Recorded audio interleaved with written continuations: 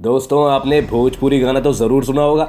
जब भी भोजपुरी की बात होती है तो बिहार का नाम आपके सामने खुद ही आ जाता होगा। अधिकतर लोग यही सोचते हैं कि बिहार में सिर्फ भोजपुरी ही बोली जाती है, लेकिन क्या आप जानते हैं बिहार में भोजपुरी के बराबर ही एक भाषा मैथिली भी है जो वहाँ बोली जाती है। आपने मैथिली गाना सुना हो या ना सुना हो, लेकिन मिथिली का मखाना जरूर खाया होगा। बिहार में मैथिली, भोजपुरी, मगही, अंगिका, बजीका जैसी भाषाएं मुख्य रूप से बोली जाती हैं, लेकिन मैथिली बिहार की एकमात्र भाषा है जिसे संविधान के 8वीं अनुसूची में शामिल किया गया है। हालांकि बिहार की राजभाषा सिर्फ हिंदी और उर्दू है।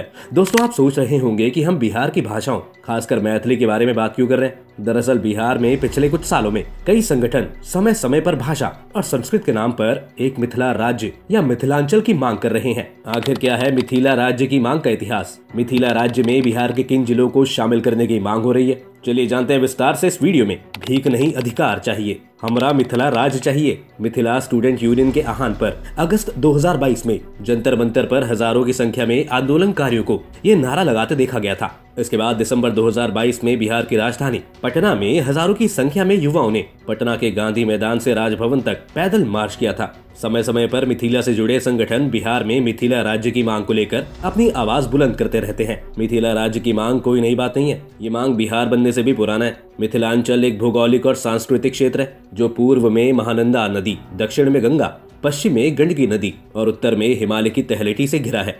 मिथिलांचल में बिहार और झारखंड के बड़े हिस्से और नेपाल के पूर्वी तराई के आसपास के जिले शामिल है। मिथिला में मूल भाषा मैथिली है और इसे बोलने वालों को मैथिल कहा जाता है। आपको मिथिला के बारे में और ज्यादा बताने के लिए लेकर चलते हैं त्रेता युग में। वाल्मीकि रामायण के अनुसार राजा निमि के पुत्र मिथि के राजवंश को ही मैथिली कहा गया है। कई अन्य पौराणिक ग्रंथों में मिथि के द्वारा ही मिथिला को बसाने की बात स्पष्ट की गई। रामायण में देवी सीता की जन्मस्थली मिथिला को कहा गया है। मान्यता है कि बिहार के सीतामढ़ी जिले के पुरोना नामक स्थान पर जब राजा जनक ने खेत में हल जोता था तो उस समय धरती से सीता माँ का जन्म हुआ था। पौराणिक काल से वर्तमान काल तक मिथिला का इतिहास सुनहरे पन्नों में दर्ज है। महाजनपद काल में मिथिला वज्जी संघ का हिस्सा था। मिथिला के मध्यकालीन इतिहास के बारे में बात करें तो 1381 में मिथिला पर कराणक वंशीय राजा हरि सिंह का शासन था। उसी समय दिल्ली में गयासुद्दीन तुगलक का शासन था। बंगाल से विजय प्राप्त कर दिल्ली लौट रहे तुगलक को जब मिथिला के राज्य के बारे में जानकारी मिली तो उसने इस पर आक्रमण कर दिया और इसे अपने कब्जे में ले लिया। मुगल काल से पहले सिकंदर लोदी ने इस क्षेत्र की कमान अलाउद्दीन को दी, जो कि एक अनसक्सेसफुल रूलर साबित हुआ। अकबर के समय में यहाँ का राजा महेश ठाकुर को बनाया गया, जो कि खंडवाल वंश के थे। महेश ठाकुर की विद्वत्ता से अकबर बहुत खुश थे, जिसके चलते उन्होंने स्वतंत्र रूप से राज चलाने की अनुमति मिली। भारत की आजादी तक इस क्षेत्र में खंडवाल वंश के ही राजा राज करते रहे। इस वंश के अंतिम राजा कामेश्वर सिंह थे। खंडवाल वंश के राजाओं को बेहद ही दानवीर राजाओं के रूप में भी जाना जाता है। खंडवाल वंश के अंतिम राजा कामेश्वर सिंह के पिता रामेश्वर सिंह ने काशी हिंदू विश्वविद्यालय के निर्माण के लिए उस समय 50 लाख रुपए दान किया था। पटना में रंगभंगा महल पटना विश्वविद्यालय को दान कर दिया। मिथिला की सांस्कृतिक इतिहास की बात करें तो ये बहुत ही शानदार रहा है। मंडन मिश्र और उनकी पत्नी भारती का आदि शंकराचार्य के साथ शास्त्रार्थ हुआ था, जिसमें शंकराचार्य को हार माननी पड़ी थी। बिहार के सहरसा का मिहिशी गांव मंडन मिश्र का गांव था। माना जाता है कि उनका तोता भी संस्कृत बोलता था। मिथिला को महाकवि कालिदास, संत लक्ष्मीनाथ गोसाई, उद्यानाचार्य और विद्यापति की भूमि भी मानी जाती है। मिथिला के खान पान और पर्वों को भी बेहद ही उन्नत माना जाता है। वहाँ पर पान मखाना, मछली दही, पाग दो पट्टा, जनेऊ सुपारी काफी लोकप्रिय है। यहाँ के मिथिला मखाना और रोहू मछली को GI टैग भी मिला हुआ है। मिथिला के लोकगीत भी काफी मशहूर है। सोशल मीडिया की दुनिया में मशहूर बिहार की लोक गायिका मैथिली ठाकुर के गानों को आपने भी जरूर सुना होगा। झिझिया, ढोमकच, जट जटनी और झरनी जैसे लोक नृत्य यहाँ पर काफी लोकप्रिय हैं। मिथिला की पहचान अनोखी मधुबनी पेंटिंग को भी लेकर भी है। मधुबनी पेंटिंग को विश्व प्रसिद्ध आर्ट फॉर्म माना जाता है। मधुबनी चित्रकला बिहार के दरभंगा, पूर्णिया, सहरसा, मुजफ्फरपुर, मधुबनी एवं नेपाल के कुछ क्षेत्रों की प्रमुख चित्रकला है। प्रारंभ में रंगोली के रूप में रहने के बाद ये कला धीरे धीरे आधुनिक रूप से कपड़ों, दीवारों एवं कागज पर भी उतर आई है। मिथिला की औरतों द्वारा शुरू की गई इस घरेलू चित्रकला को पुरुषों ने भी अपना लिया है। मधुबनी चित्रकला ज्यादातर प्राचीन महाकाव्यों से प्राकृतिक दृश्यों और देवताओं के साथ पुरुषों और उसके सहयोग को दर्शाती है। सूर्य, चंद्रमा और तुलसी जैसे धार्मिक पौधों जैसे प्राकृतिक वस्तुओं को, शाही अदालत के दृश्यों और शादियों जैसे सामाजिक कार्यक्रमों को व्यापक रूप से चित्रित किया जाता है। चलिए अब आपको मिथिला राज्य की मांग के आधुनिक इतिहास पर ले चलते हैं। अंग्रेजों ने 1881 में मिथिला शब्द को भारत सरकार के डिक्शनरी में जोड़कर इसको पहचान दी। इसके बाद 1902 में ब्रिटिश अधिकारी सर जॉर्ज ग्रियर्सन ने भाषा आधारित सर्वेक्षण किया और मिथाली राज्य का नक्शा तैयार किया। 22 मार्च 1912 को बिहार बंगाल से अलग होकर नया राज्य बना। उस समय भी बिहार राज्य की मांग के बीच सर जॉर्ज ग्रियर्सन के सर्वेक्षण के आधार पर स्थानीय लोगों द्वारा मिथिला राज्य की मांग की गई, लेकिन अंग्रेजों ने इस मांग को ठुकरा दिया। 1921 में दरभंगा राज्य के महाराजा रामेश्वर सिंह ने भी मिथिला राज्य की मांग को अंग्रेजों के सामने उठाया, लेकिन उस समय भी ये मांग खारिज कर दी गई। 1936 में जब ओडिशा को बिहार से अलग किया गया तो एक बार फिर मिथिला राज्य की मांग ने जोर पकड़ी, लेकिन इस बार भी ये आवाज दब गई। 1947 में भारत की आजादी के बाद भाषा के आधार पर देश भर में कई राज्यों का जन्म हुआ, लेकिन मिथिला राज्य की मांग एक बार फिर अनसुनी कर दी गई। 1986 में 3 दिवसीय रेल रोको आंदोलन के जरिए मिथिला राज्य की मांग को फिर से जिंदा किया गया।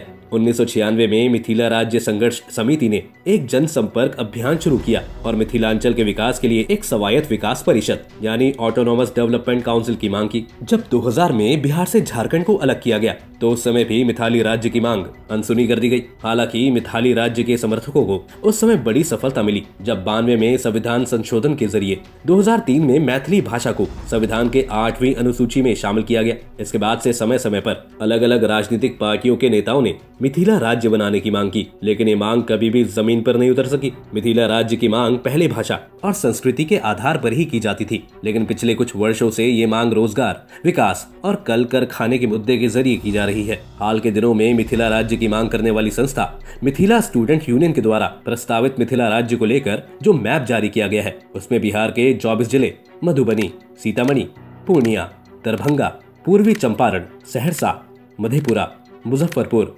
वैशाली, मुंगेर, बेगूसराय, शिवहर, समस्तीपुर, भागलपुर, अररिया, किशनगंज, कटिहार, सुपौल, पश्चिम चंपारण, बांका, शेखपुरा, जमुई, लखीमसराय और खगड़िया तथा झारखंड के 6 जिले साहिबगंज, गोड्डा, पाकुर, दुमका, देवघर और जामताड़ा शामिल हैं। मिथिला राज्य की मांग में बिहार और झारखंड को मिलाकर कुल 30 जिले शामिल किए गए हैं। इसमें शामिल अधिकतर जिले उत्तर बिहार के जिले हैं। मिथाली राज्य की मांग करने वाले का कहना है कि उत्तर बिहार के जिलों के साथ भेदभाव हो रहा है, जबकि दक्षिण बिहार के जिले को ज्यादा वैल्यू मिल रही है। उत्तर बिहार ही वो हिस्सा है जहां से हर साल नेपाल के पहाड़ों से निकलने वाली नदियां यहां के जिलों में बाढ़ की तबाही लेकर सामने आती है। यही कारण है कि ये क्षेत्र काफी पिछड़ा है। मिथिला राज्य के समर्थक केंद्र और राज्य सरकार पर आरोप लगाते हैं मिथिला क्षेत्र में विकास के नाम पर केवल कागजी खाना पूर्ति की गई है। एक समय था जब भारत के चीनी उत्पादन का लगभग 40% चीनी मिथाली के क्षेत्र से आता था, लेकिन राजनीतिक नकारात्मक सोच के कारण आज यह अनुपात सिमट कर मुश्किल से 4% रह गया।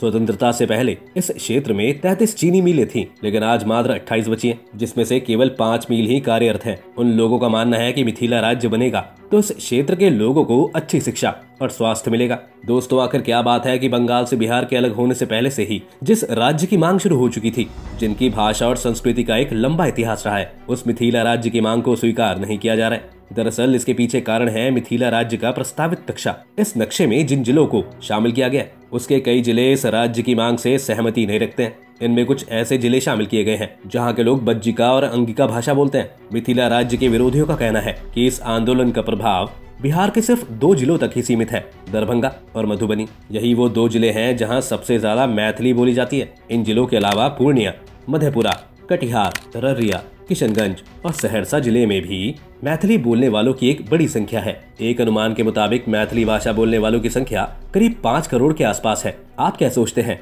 भाषा और संस्कृति के नाम पर देश में नए राज्य बनने चाहिए? क्या आपको लगता है कि बिहार के विकास के लिए नया मिथिला राज्य की जरूरत है? अपनी राय कमेंट बॉक्स में जरूर लिखें। अगर आपको हमारी वीडियो अच्छी लगी हो तो वीडियो को लाइक करें और हमारे चैनल को सब्सक्राइब कीजिए और बेल आइकन दबाना न भूलें।